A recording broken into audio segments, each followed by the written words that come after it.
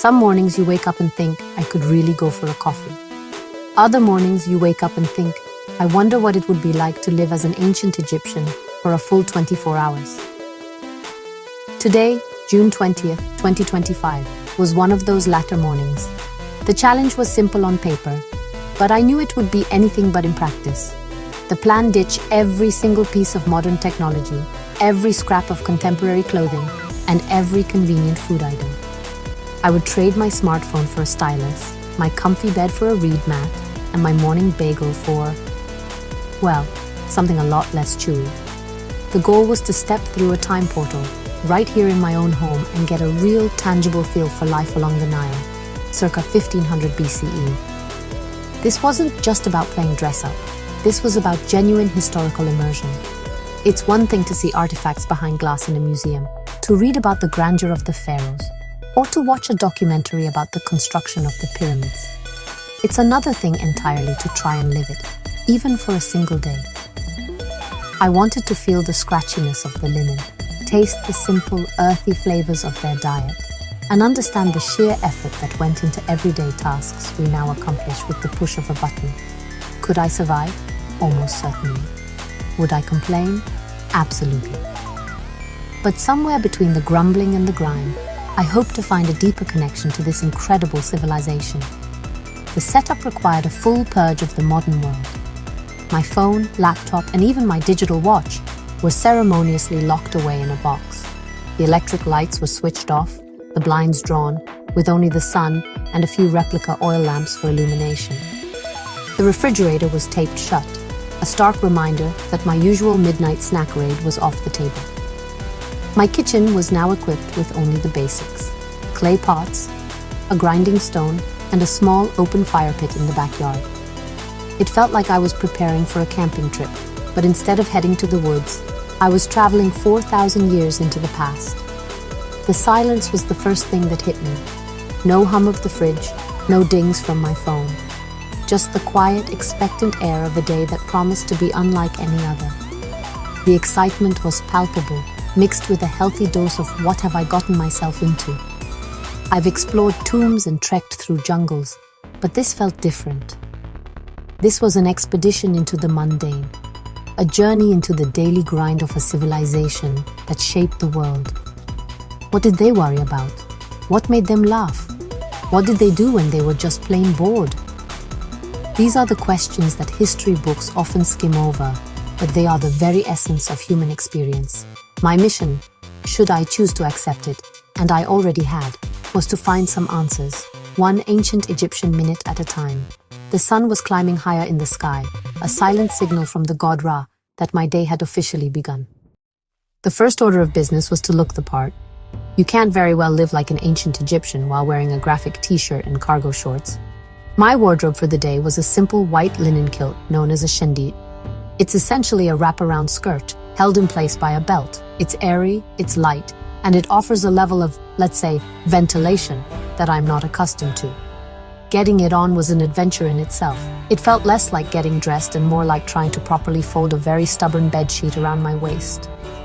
After a few tries that left me looking more like a tangled mummy than a noble, I finally got it secured. It was surprisingly comfortable, if a bit drafty. The ancient Egyptians were masters of linen, a fabric made from the flax plant. It was the perfect material for the scorching Egyptian heat, allowing the skin to breathe. The wealthy wore finer, almost translucent linen, while common folk wore coarser, thicker weaves. For my experiment, I went with something in the middle, not quite pharaoh grade, but hopefully not field worker scratchy either. I also had a pair of simple reed sandals. They looked like something you might find at a beachside souvenir shop, but they were the height of footwear fashion for thousands of years. Slipping them on, I felt a strange connection to the past, imagining millions of people walking the dusty paths of Thebes or Memphis in shoes just like these. Of course, clothing was just the start. I had to accessorize. Jewelry was a huge part of Egyptian life for men and women, rich and poor. It wasn't just for decoration, it was also believed to have protective amuletic powers.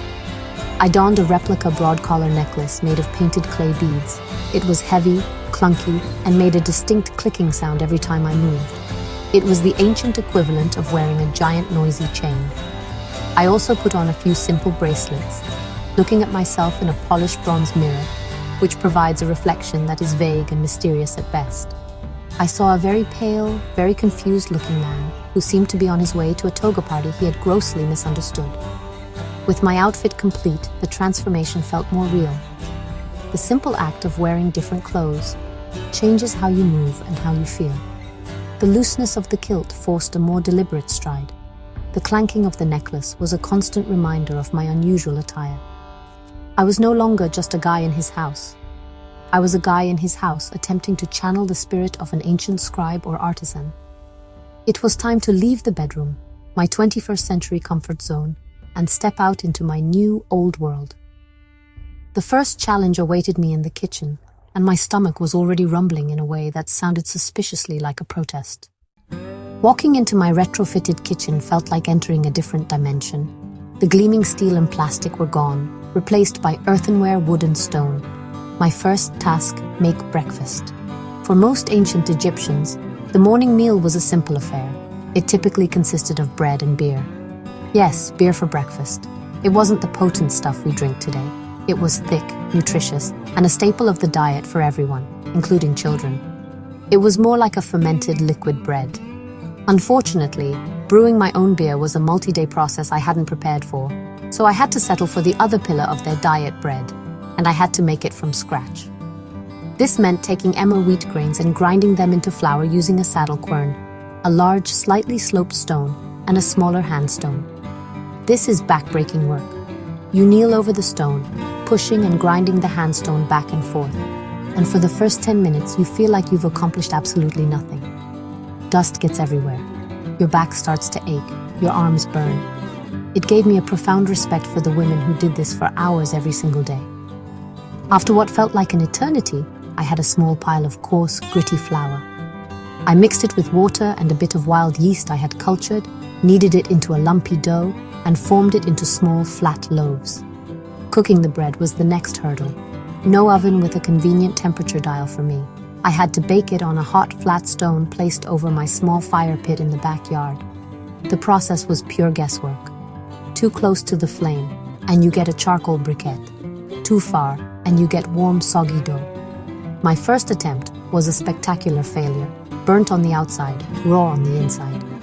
It looked less like food and more like a geological sample. My second attempt was slightly better. It was edible in the most technical sense of the word. It was dense, gritty from the stone-ground flour, and had a smoky flavor that was actually not half bad. As I sat on a stool, chewing my tough sandy bread and drinking a cup of plain water, I thought about the Egyptian diet. It was heavy on bread, beer, onions, garlic, and vegetables like lentils and chickpeas. Fruit like figs and dates were a sweet treat. Meat was a luxury, usually reserved for the wealthy or for special festival days. It was a simple, carb-heavy diet that provided the energy needed for a life of hard physical labor. It wasn't fancy, but it was enough to build one of the greatest civilizations in history. And as I finished my rock-like loaf, I felt a strange sense of accomplishment. I had made my own food, with my own hands, the ancient way, and I hadn't starved. Yet. With breakfast out of the way, it was time for a day's work. Since pyramid building was a bit beyond the scope of my backyard project, I opted for a more manageable ancient craft-making papyrus. This was the paper of the ancient world, a revolutionary invention that allowed them to record everything from sacred texts to laundry lists. I had sourced some papyrus reeds, and the process I'd read was fairly straightforward. You peel the outer green layer of the reed, slice the inner pith into thin strips, and then soak those strips in water to make them pliable. It sounded simple enough. The reality was a sticky, messy, and delicate operation. The pith strips are fragile and break easily. After soaking, you have to lay them out in a grid pattern, one layer horizontally and one layer vertically, overlapping them slightly. Then, you place the grid between two pieces of cloth and press it, either with a heavy weight or by hammering it with a mallet. The natural sugars in the plant act as a glue, bonding the strips together as they dry. My first attempt looked less like a sheet of paper and more like a pile of soggy, shredded plant matter. It was a lesson in patience and precision, two virtues I'm not exactly famous for. After the papyri failure, I decided to try my hand at something a bit more robust: pottery. The Egyptians made everything out of clay. Pots for cooking, jars for storing grain, plates for eating. They didn't have the potter's wheel as we know it for most of their history. They used a method called coiling. You roll the clay into long, snake-like coils and then stack them on top of each other, smoothing the sides as you go to build up the walls of the pot. This requires a steady hand and an even touch. My hands are apparently neither steady nor even. The pot I tried to make looked lopsided and sad, like it had given up on life halfway through its creation. This work gave me a real appreciation for the skill of ancient artisans. We see their finished products in museums, looking perfect and serene, and we forget the incredible human effort behind them. Every pot, every basket, every sheet of papyrus was made by hand, using skills passed down through generations. There were no machines, no shortcuts. There was only raw material, basic tools, and a deep, practiced understanding of the craft. My clumsy attempts produced nothing but a lumpy pot and a pile of plant mush. But they filled me with a profound respect for the people who did this for a living, creating objects of both utility and beauty. My back ached, my hands were covered in clay, and I had accomplished very little, but I was learning. As the afternoon sun began to dip, it was time to explore another fascinating aspect of Egyptian life: hygiene and grooming. These folks were meticulous about their appearance. They believed that cleanliness was next to godliness, and they took it very seriously. My first stop was the bath. This wasn't a luxurious soak in a tub. For an ordinary Egyptian, it would have been a quick wash with water from a basin, often using natron, a mix of sodium carbonate and sodium bicarbonate, as a cleansing agent. It felt a bit like washing up at a campsite, but it was surprisingly refreshing after a morning of grinding grain and wrestling with clay. Next up was the most iconic element of the Egyptian look, the eye makeup. Both men and women famously lined their eyes with black coal. It wasn't just for vanity. The coal, made from ground galena, a lead sulfide, was believed to have magical healing properties and, more practically, help to deflect the harsh glare of the sun. Applying it with a small wooden stick without a proper mirror is a true test of skill. My first attempt left me looking less like a majestic pharaoh and more like a raccoon who had lost a fight. After a few tries, I managed a thick, wobbly line that was vaguely eye-shaped. It was dramatic, to say the least. But the Egyptians didn't stop at makeup. The elite had a particularly peculiar fashion accessory for parties: the perfume cone. This was a cone made of scented animal fat or wax that was placed on top of the head. Over the course of an evening, the cone would slowly melt from the person's body heat, releasing its fragrance and covering their hair and clothes in a perfumed oil. I fashioned a small cone out of beeswax and lavender oil. Placing it on my head felt utterly ridiculous. It was greasy, unstable, and I had to sit perfectly still to keep it from sliding off.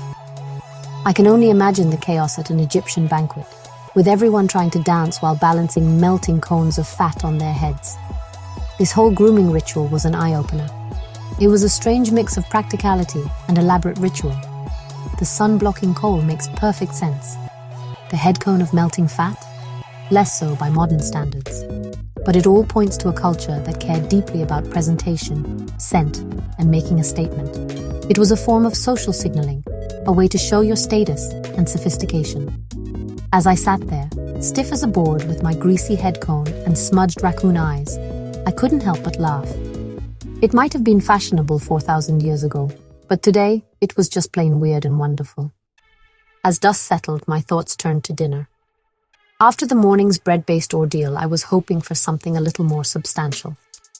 An evening meal for a well-to-do Egyptian would have been the main meal of the day, a more elaborate affair than breakfast.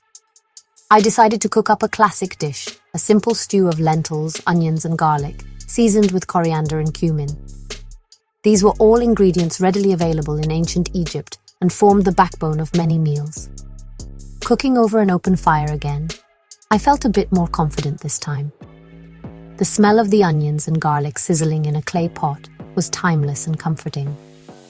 To go with the stew, I prepared some roasted vegetables, leeks and chickpeas, and a small piece of fish, which was a common source of protein, especially for those living near the Nile. I wrapped the fish in large leaves with some herbs and cooked it directly in the embers of the fire, The whole process was slow and deliberate. There was no microwave to zap things, no food processor to chop the vegetables. Every step required manual effort, from stoking the fire to chopping the onions with a simple bronze knife. It made me appreciate the food in a way I rarely do. By the time it was ready, I was genuinely hungry and proud of the meal I had prepared. I ate my dinner sitting on a reed mat on the floor, lit by the flickering flame of a single sesame oil lamp. The silence of the house was profound. Without the distraction of a television or a phone, the focus was entirely on the food and the moment. The lentil stew was hearty and flavorful. The fire-roasted fish was tender and smoky. It was a simple meal, yet it felt like a feast. It was honest food made from basic, wholesome ingredients. It's the kind of meal that sustains you, that connects you to the earth. I could imagine families all along the Nile gathering at the end of the day to share a meal just like this one. As I finished eating, I treated myself to an Egyptian dessert, fresh dates and figs. These natural sweets were a gift from the gods in a world without refined sugar. They were sticky, delicious, and the perfect end to the meal. This dinner was perhaps the most successful part of my day. It wasn't just about the food itself, but the entire experience surrounding it. The slow preparation, the focus on the task, and the mindful way of eating. It was a powerful reminder that sometimes the simplest things, a warm meal, a quiet moment, are the most satisfying. And thankfully, unlike my breakfast bread, it contained absolutely no sand. The final frontier of my ancient Egyptian day was bedtime. My luxurious mattress and fluffy pillows were off limits. Tonight's bed was a simple woven reed mat laid directly on the hard floor. For a pillow, the Egyptians used something that looks to us like an instrument of torture, a wooden or stone headrest. It's a curved piece on a pedestal, designed to cradle the base of the skull. The idea was to keep your head elevated off the floor, away from any creepy crawlies, and to preserve your elaborate hairstyle or wig. I looked at this contraption with deep suspicion. It seemed less like a pillow and more like a recipe for a sore neck. Lying down on the reed mat was firm, very firm. The floor had zero give. The mat did little to cushion my bones, and I could feel every single lump and imperfection in the floorboards beneath me. Then came the headrest. I carefully positioned the unforgiving wooden crescent under my neck. It was incredibly awkward. Every time I shifted, it felt like it was going to slip and send my head clattering to the floor. Comfort was not its primary function. It was strange to think that this was the peak of bedtime luxury for thousands of years. I tossed, I turned, and I tried to find a position that didn't feel like a chiropractic adjustment gone wrong. Sleep did not come easily. The unfamiliar hardness of the mat, the precariousness of the headrest, and the unusual silence of the house all conspired to keep me awake. My mind raced, reflecting on the day. I thought about the sheer physical effort required for the most basic tasks. Making a single loaf of bread was a workout. Creating a simple pot was a challenge of skill and patience. There were no shortcuts. Life was a direct, hands-on engagement with the world around you. It was a life of hard work, but also one of deep skill and incredible ingenuity. They built pyramids with this mindset, and I could barely build a lopsided pot. What surprised me most was not the difficulty, but the quiet satisfaction. Despite the challenges and the discomforts, the gritty bread, the greasy head comb, the neck-breaking pillow, there was a profound sense of accomplishment. I had survived. I had made and cooked and lived, using only the tools and techniques of a civilization thousands of years old. You can try this yourself on a smaller scale. Try cooking a meal using only basic ingredients and no electric appliances. Spend an evening without screens, lit only by candlelight. It connects you to a more fundamental way of being. As I finally drifted off into a fitful sleep, I felt a newfound, bone-deep respect for the ancient Egyptians. They weren't just figures in a history book. They were tough, resourceful, and remarkably clever people. And I, for one, was very glad my alarm clock would be a digital beep and not the rising of the sun god Ra.